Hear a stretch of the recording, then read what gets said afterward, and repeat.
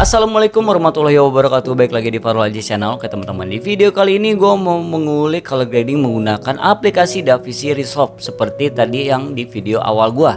Gimana caranya? Nah, gue kan baru juga ngulik ya teman-teman, nggak begitu banyak banget mengulik DaVinci Resolve ini. Nah, gue mau nyoba juga dan kita coba bareng-bareng aja uliknya kayak gimana gitu ya menggunakan DaVinci Resolve ini. Dan katanya kan color grading menggunakan DaVinci Resolve ini tuh lebih perfect daripada Adobe Premiere Pro ya teman-teman. Nah, sekarang kita langsung coba aja. Gue nggak terlalu banyak mengulik juga dan gue langsung ke tab ini aja ya. Tab apa? Tab color grading, tidak dari basicnya seperti yang mungkin tab apa aja dan ada apa aja yang ada di dalam DaVinci Resolve ini. Oke, kita langsung aja ke monitor.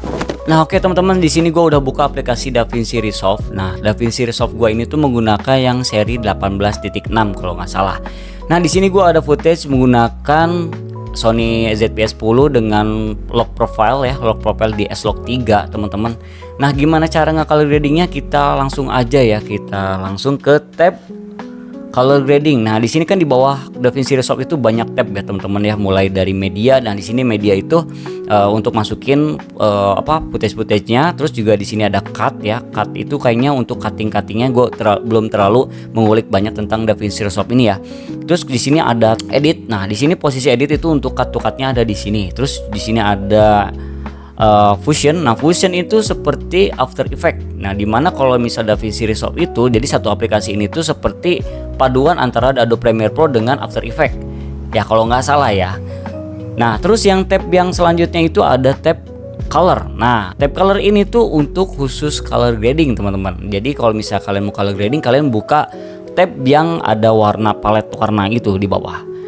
Nah, ini sebenarnya agak pusing ya kalau misal di DaVinci Resolve itu banyak banget tab seperti di sini mengatur warnanya itu banyak banget ya. Kalian bisa coba aja ya, kalau misalnya udah lihat video ini kalian bisa langsung coba aja menggunakan DaVinci Resolve ini tuh perbedaannya nanti seperti apa, seperti misalnya kalian udah menggunakan Adobe Premiere Pro juga. Nah, di tab kanan itu beda banget ya, beda banget sama seperti Adobe Premiere Pro itu beda banget. Kalau Adobe Premiere Pro kan kita harus menambahkan adjustment layer. Kalau misalnya di DaVinci Resolve itu kita menggunakan node. Nah, node ini seperti yang di kanan ini, yang sebelah kanan ini. Nah, kita tuh harus membuat setiap kita merubah warna itu kita harus menambahkan node teman-teman ya. Seperti misalnya kita menggunakan Adobe Premiere Pro itu kita harus menambahkan adjustment layer. Nah, sama seperti itu. Nah, terus di sini kita tambahin dulu node-nya add node dan add serial. Nah, yang udah gue pelajari aja ya ini ya. Kita bikin cinematic look mungkin ya. Kita menggunakan S-Log 3 ya. Nanti kita bikin cinematic look menjadi seperti apa yang ada di sini. Yang cara cepat aja ya, cara simpel aja. Nah, di sini tuh sebenarnya banyak banget yang kita bisa add node-nya ya, kayak add node serial before, add node add parallel, add layers dan add outside. Nah, sekarang kita pakai add serial dulu aja. Nah, mungkin nanti banyak banget yang bakalan dibahas ya kalau misalnya gue udah menguasai juga. Dan di sini gue belum terlalu menguasai tentang color grading menggunakan DaVinci Resolve ini karena perlu banyak waktu banget dan perlu terus-menerus dilatih. Kalau misalnya kita tidak banyak dilatih ya percuma gitu ya, lupa lagi. Oke. Nah, yang biasa gue lakuin ya ketika gue nyoba-nyoba menggunakan DaVinci Resolve ini, gue biasanya seperti ini. Ini footage pertama ya, di node pertama itu gue biasanya itu footage aslinya ya, nggak pernah gue rubah. Dan kita tambahkan node yang add node ini yang pertama.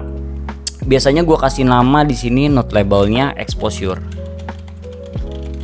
Nah, node pertama ini tuh untuk kita mengatur node exposure-nya. Exposure itu apa? Nanti misalnya kita rubah menjadi kontrasnya kita bentuk, terus juga highlight-nya kita bentuk, shadow-nya kita bentuk, terus juga white-nya kita bentuk. Nah, itu di color correction dulu lah ibaratnya lah ya.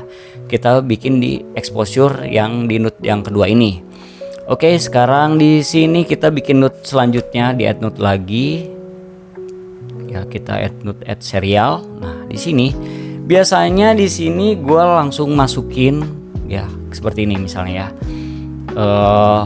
Kita masuk ke efek, lalu kita color space transform, dimana nanti kita rubah dulu ya dari S-Log 3 ini menjadi Rec 7 or 9. Nah, kita bentuk dulu di sini, kita drag and drop ke node ketiga ini. Nah, di sebelah kanan ini tuh ada tab yang input color space, input gamma, output color space dan output gamma. Nah, kita masuk dulu di input color space-nya. Nah, input color space ini tuh kita menggunakan ngasih informasi di mana kita tuh menggunakan color profile itu apa ya. Misalnya ada C-log, terus ada S-log, ada V-log. Nah, kita di sini kita pilih ya teman-teman. Misalnya gue pakai S-log 3. Nah, di sini kita cari S-log 3 ya, Sony kita. Sony ya, S-log itu kan dari Sony. Nah, kita pakai Sony S Gamut Sign, dimana kan gue nge-recordnya di sini pakai S Gamut Sign juga. Kita masukin Gamut Sign. Dan input gamanya kita menggunakan S-log 3. Nah, seperti ini. Seperti ini tuh seperti kita rubah menjadi rexapan online dulu ya teman-teman. Kita udah bikin rexapan online gimana kalau misalnya kita menggunakan kamera biasa tanpa log profile. Nah, hasilnya seperti ini ya. Jadi nggak kayak tadi lah, ibaratnya nggak flat seperti apa. Nah, di sini kita tinggal mainin aja nih, nanti kita mainin exposure-nya. Kita balik lagi ke tab exposure, lalu kita mainin di sini mogenya kita turunin, kita bentuk, terus juga kita bagian highlightnya. Nah, di sini ada tab-tabnya, kita mau naikin. Dan jangan lupa kalian lihat di sebelah kanan ya, di histogram itu kita dari highlightnya adaan, terus dari shadownya adaan ya, terus juga dari yang paling bawahnya juga itu harus ada. Jadi lebih kesebar ya, nggak terlalu terang dan tidak terlalu gelap. Misalnya gue gini ya, kita naikin, mungkin turunin kita gamanya, terus juga highlightnya mungkin kurang, kita tambahin. Oke, kita atur-atur aja sampai tidak terlalu numpuk atas bawah ya. Kita harus pecar semuanya. Nah, kalian bisa ulik-ulik di sebelah sini. Hati-hati juga kalian lihat. Dan di sini ada curve sebelah kanan di tengah-tengah itu. Gue biasanya pakai edit table splines, dimana kita bisa melekuk-lekuk antara ini ya. Kita bentuk seperti huruf S seperti biasa kayak gue lakukan di Adobe Premiere Pro. Kita bentuk seperti ini. Jangan lupa lihat histogram ya teman-teman ya, jangan sampai terlalu under dan tidak terlalu over juga gitu ya. Nah, kalau misalnya udah pas ya, misal seperti inilah ya. Oke, seperti ini. Mungkin highlightnya kita turun dikit. Oke, shadow kita angkat. Nah, ini udah terang nih, terlalu numpuk ke atas, kita lagi bisa turunin lagi sampai di tengah-tengah, tidak terlalu under dan tidak terlalu over. Nah, misalnya udah beres seperti ini ya. Kalau misalnya white balance sih sebenarnya nggak perlu ya. Ini udah bagus ya, warna white balance-nya tidak terlalu kuning dan tidak terlalu biru.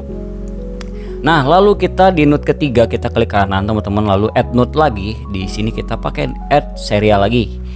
Oke, kita langsung cepat aja. Di sini kita masuk ke LUT ya, LUT bawaannya di DaVinci Resolve ini. Nah, di mana kita masuk ke film looks, kita buat film looks. Ini banyak banget di sini. Nah, ada pilihannya ya. Misalnya pakai ini tuh ada Rec 7 or 9, berapa ini? Rec 7 or 9 Fujifilm D3 Fujifilm 351 D1 D65. Nih kalian tinggal pilih aja sesuka hati kalian atau nggak seselera kalian mau ke yang mana. Nah, biasanya gue pakai yang ini. Kita ini dulu aja, kita pakai yang ini.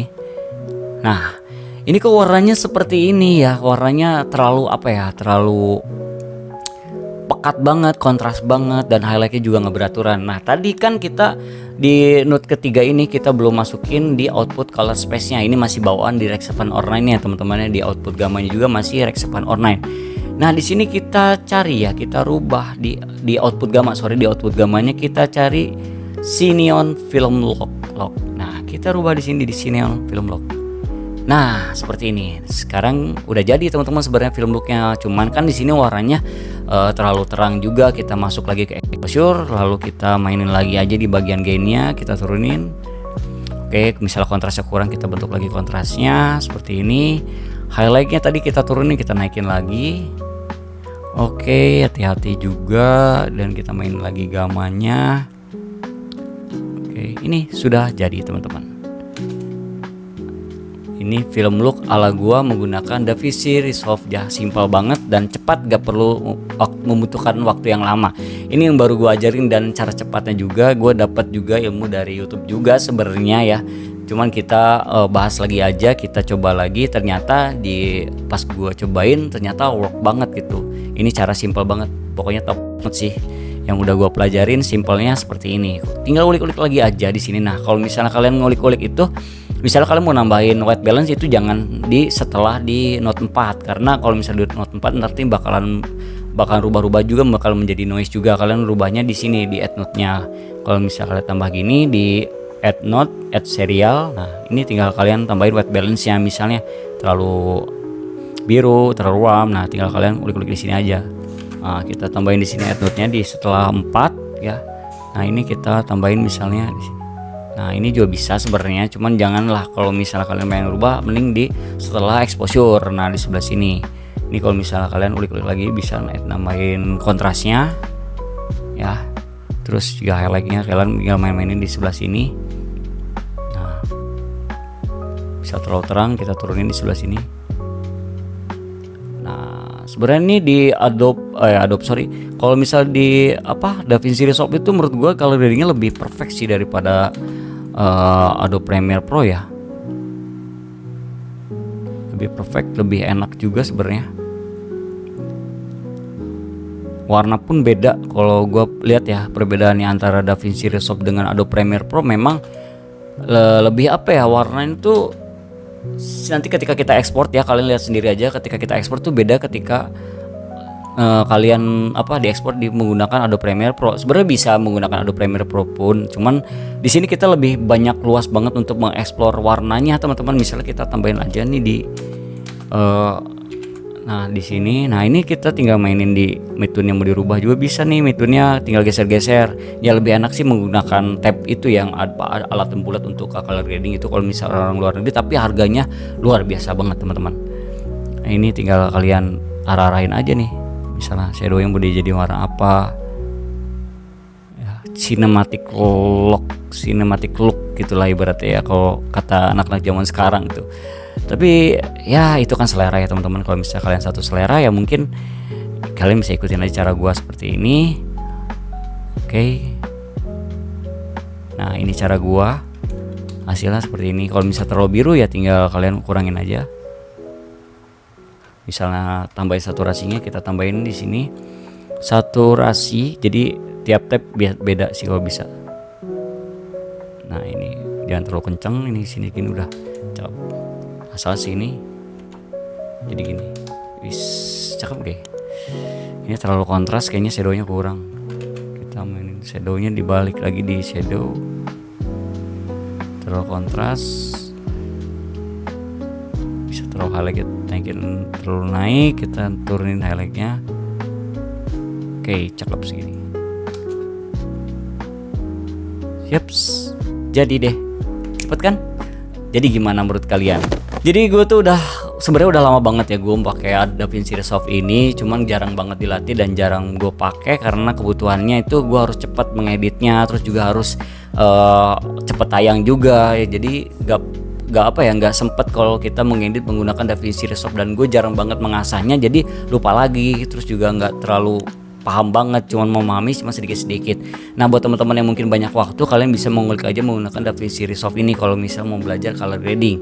Nah kalau misalnya kalian kejar tayang ya jangan, kalian bisa pakai CapCut aja gitu, lebih cepat juga. Kalau misalnya kalian pengen lebih pro lagi ya kalian menggunakan Adobe Premiere Pro. Nah kalau misalnya kalian punya proyekan yang mungkin tidak terlalu cepet tayang ya, atau enggak kalian butuh waktu yang lama pengen perfect banget ya, kalian bisa menggunakan DaVinci Resolve ini. Ini salah satu rekomendasi untuk mengulik salah satu color grading ya, itu wah cakep banget. Oke, mungkin segitu aja ya video singkat kali ini, semoga bermanfaat untuk kalian semua. Mohon maaf jika ada kesalahan kata, dan yang belum subscribe kalian bisa klik dulu tombol subscribe-nya dan klik link yang biar kalian gak ketinggalan video terbaru dari gua. See you next video, bye bye.